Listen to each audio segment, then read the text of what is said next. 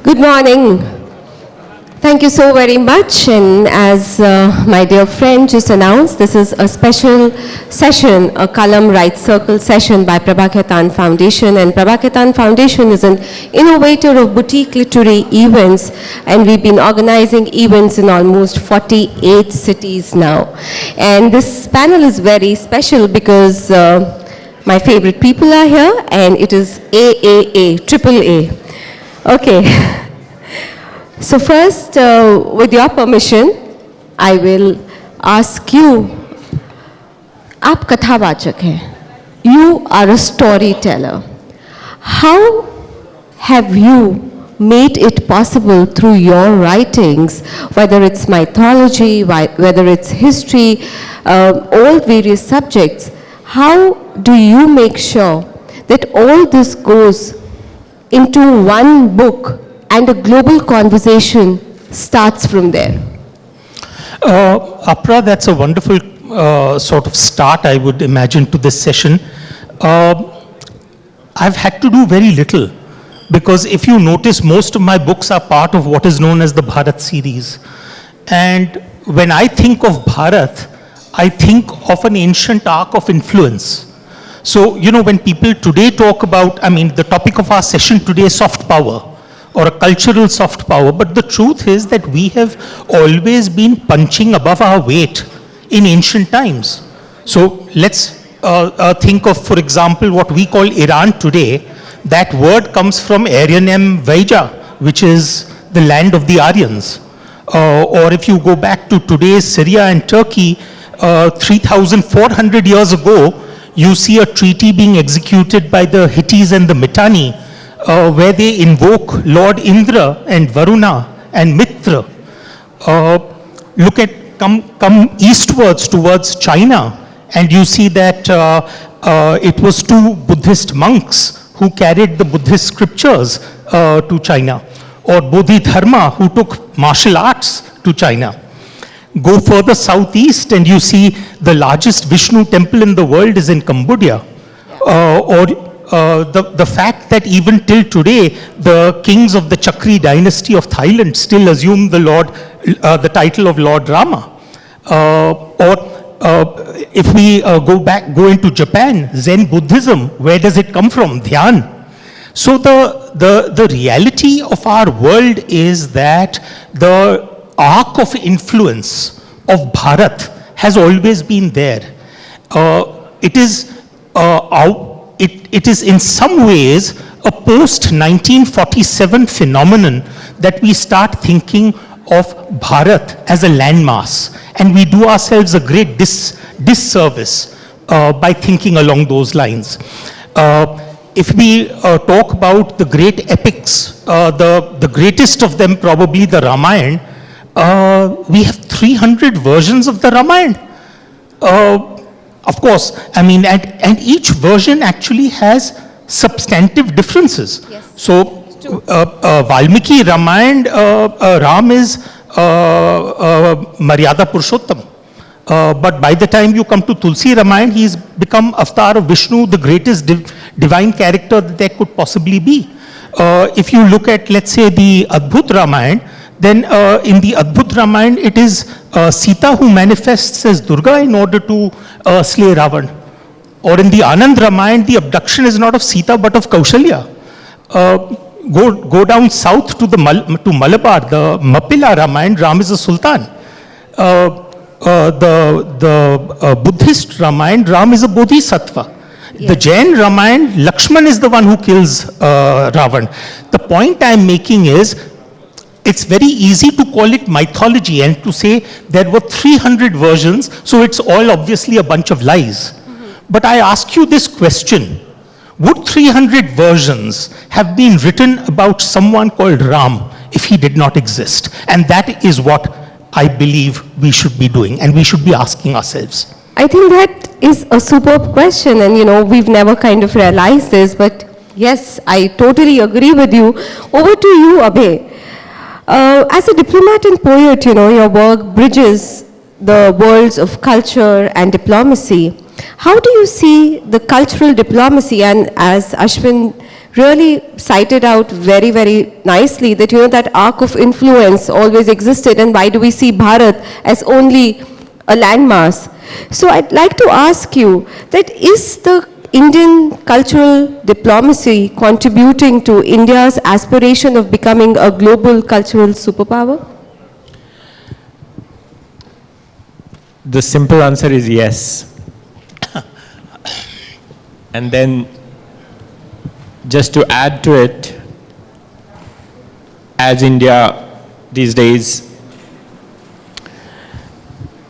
has assumed the presidency of G20, for the first time in my whole career, I have seen a diverse set of Indian cultural events being organized across the country to showcase the best of Indian culture to the people, to the leaders of 20 most powerful countries on the planet. And this whole year, from November to November, I mean last year to this year, so far I have personally, as the head of cultural events for G20, coordinated over 300 cultural programs in each and every state and union territory of India, involving over 17,000 artists. Wow. And personally myself, I mean, I have never seen this diversity of Indian art and culture. I assure you that even Indians, they do not know much about India. We have, when we join the service, we have something called Bharat Darshan. But G20 has been the biggest Bharat Darshan for myself, and I think for all of us, the whole team. Most of us know about the classical forms of dances, 6 classical dances. But India's folk dance and music tradition is just unparalleled. I have served in many countries, but I have never seen such diversity of art and culture anywhere on the planet. Probably, I think Africa is the only continent which can outnumber us. But India is a cultural powerhouse, no doubt about that. But I'll come to but, I mean, there is a civilizational India, what Ashwin is talking about, and there is a young nation we have, and the challenges we have. What are the challenges in cultural diplomacy? What we are great at and what we should do more? Which are the areas where we need to do more work? I'll expand in the next question. Coming over to you, I'd like to know that how crucial is social inclusivity, and that is what it is very important for India to be there, as he spoke about G20 and so many other things. Of course, being an Indian so many times, you're at loss of words because you really do not know. So how is the social inclusivity being portrayed in your books, through your writings? Apra, I think it is an immense sense of pride that all of us in this great land belong to an ancient tradition called Sanatan Dharma. And the way I see it is that Sanatan Dharma is a no formula faith. It is one of those where there is no single church, pope, holy book that needs to be followed. The concept of blasphemy does not exist. You can have 33 kotis of deities with millions of manifestations, and yet you believe that, listen, at the end of the day, they lead to an eternal greater power or truth. You can be an astic, a nastic, a tantric, You could believe in bhakti or you could believe in shakti. I could look at a shivling and say that it is a shivling, and you could look at it and say that it is a stone. But both of us will still be welcome. In that sense, I truly believe that Sanatan Dharma, in some ways, was a precursor to this unfortunate word that we have incorporated, called secularism. And which is what I find so strange, because in the original preamble to the Constitution, the writers of our Constitution did not find it necessary to incorporate the word secular, because it was taken for granted that this is a land which has always practiced pluralism. So therefore, they did not feel the necessity to insert it. And then the question you have to ask yourself is that from 1947 to 1975, 1975 is when you had the insertion of the two words socialist and secular into the preamble. But you had your constitution existing from 1949 onwards. The question you have to ask yourself is that, did India become a Hindu Rashtra during those years when the word secularism was not there? So the answer is obviously a resounding no. So the effort of my books, or the effort that I make through my books, is to talk about that intrinsic plurality which is already there. We do not need an artificial construct to explain pluralism to us. True, true. Absolutely. Over to you, Abhay. I'd like to ask, you've written the Earth Song, and then you translated it into so many languages. What was the motive behind that? And do you think that with this, did you start a new kind of a conversation, that could lead to India becoming the cultural superpower? Well, the logo, the motto of G20 is Vasudhaiva Kutumbakam. And one family, one earth, one family, one future. You see, this kind of idea where you consider the whole world, or not world actually, but the whole earth, Vasudha. Vasudha is earth. And that includes not only people, but also it includes all the species who inhabit this planet with us. So this kind of thought is unique to Indian civilization. I have not come across this kind of liberal and generous thought anywhere else. And this has been put to practice now. When our parliament was constructed, Vasudhaiva Kutumbakam was inscribed in the central hall of the building. You can still go and see it. And when I was India's ambassador to Madagascar, I got it inscribed also in the building of the embassy.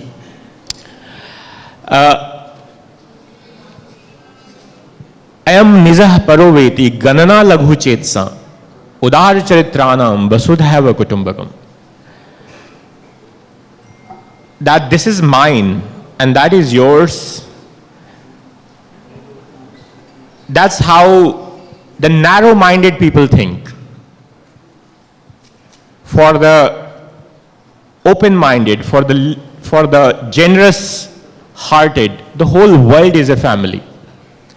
And this thought, as Ashwin is saying, it's a unique contribution to India's civilization. And we have, through G20, we have put this idea, this philosophy in front. It's no more just being quoted by one prime minister or another external affairs minister, but it has become something which we truly believe in. And I'll give you one example of it. When COVID-19 pandemic happened, India's vaccine matri was a practical example of Vasudhaiva Kutumbakam. where India supplied vaccines to more than 100 countries. International peacekeeping force in the United Nations. India has been traditionally the largest contributor. A practical side of Vasudhaiva Kutumbakam. I wrote an earth anthem inspired by Vasudhaiva Kutumbakam because even a university or a cricket team has, football team has an anthem. But what about our planet? We don't have a common anthem. And I thought that we must have a common anthem because even if we say Vasudhaiva Kutumbakam, we need the common symbols, we need something common to unite us. An earth anthem has been translated into over 150 languages. That shows that there's a quest to have a common song, a common anthem which everybody can sing, whether from India or from anywhere else. So something which puts in perspective India's unique contribution or unique philosophy of Vasudhaiva Kutumbakam and making it practical and something doable, singing a common anthem. Talking about common and things that are very common to keep India together, I'd like to ask that, the global appeal showcases India's storytelling tradition. How are you leveraging it and this narrative of entire storytelling practice, how has it unified India? Well, we've always been a land of storytellers. Even when we didn't know how to write, we were still telling stories. And I think where we as a nation, if we are looking at in the long run, I think it was Harvard professor Joseph Nye who coined the term soft power. And what he talked about were two very different ideas, that there is hard power, which is really about coercion.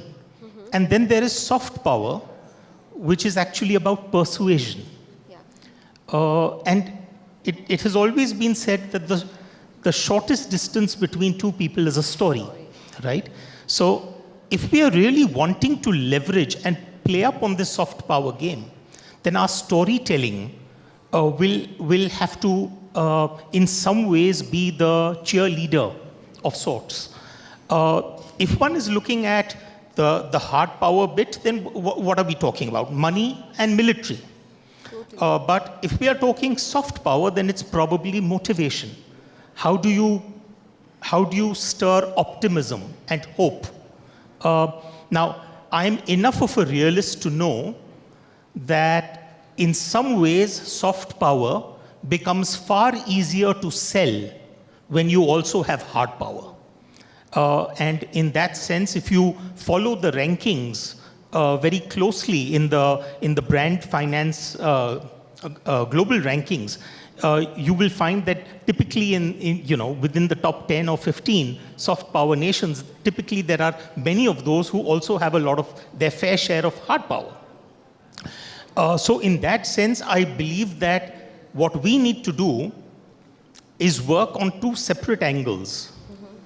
On one hand, in one direction is our Shastra, our wisdom, our knowledge, our ability to be able to spin that story, to be able to tell our side of the story. So that part of it is what I consider to be the Shastras. And on the other hand, we need to also work on Shastra. How do we make sure that we are also equally powerful in more material and military terms? I think the two have to go hand in hand. But I'm doing my own small bit in terms of trying to present many of those ideas from ancient Bharat in order to be able to bring out the notion that don't think of India as something that took birth in 1947. Because to my mind, the very notion is something that goes back several thousands of years. And we need to be leveraging those ideas, those sentiments, those emotions, not only internally within India, but also outside of India. Totally. So winding up quickly, I'd like to ask you, Abhay, thoda hai, thode ki zarurat hai. So I just wanted to add to what Ashwin has said. You know, what I propose is an Indian translation agency, because we have not done much work in promoting our ancient literature. Most of Indian literature, whether in Sanskrit or in India's regional languages, remain untranslated into at least 6 UN languages. So what we need to do is, point one is to create an Indian translation agency, have a list of books which have been already translated, and a list which could be possibly translated in next 2-3 years. Have a list of, identify a list of translators from across the world, actually, those who are interested passionately in translating Indian literature, Indians as well. So that we have more of katha, more of Indian stories being read, being known beyond what has been India's traditional influence, which is Southeast Asia and a bit of you know, the civilizational India. But the world is much larger today. We have whole Latin America, we have Africa, we have Europe, America. So we need to do more. And this is what, I mean, my 3-point suggestion is. Just in 2 lines, thoda hai, thode ki zarurat hai. How do you see this line? I'm not in agreement with the line, because thoda nahi hai, bahut kuch zyada hai. There is lots. We've not even scratched the surface of Bharat. And that's what I say, that this is if I look at India as a treasure house, Bharat as a treasure house, it is a treasure house of stories. And we have, unfortunately, you know, our kids grew up reading Alice in Wonderland. But at the end of the day, you know, the rich tradition of the Panchatantra is available to us, and the Panchatantra not only became a medium of instruction for the kings of this country, but eventually went to places like Iran, where it became a standard manual for teaching the bureaucracy, where it became one of the first works to be subjected to translation and printing in Europe. You have an Arabic version which talks of the 2 jackals, which comes from the Panchatantra. So those are the rich treasures of India, which somehow or the other we have learned to ignore, and we need to bring them back into our public discourse. ये ना सोचो जंग में कर सका क्या अकेला, ये ना सोचो जंग में कर सका क्या अकेला, लाखों में काम करता है चंद्रमा अकेला. चंद्रमा पे भी पहुंच गए हम. Thank you so very much. Thank you. Thank you, everyone. For more such videos, subscribe to the NewsX YouTube channel, hit the bell icon.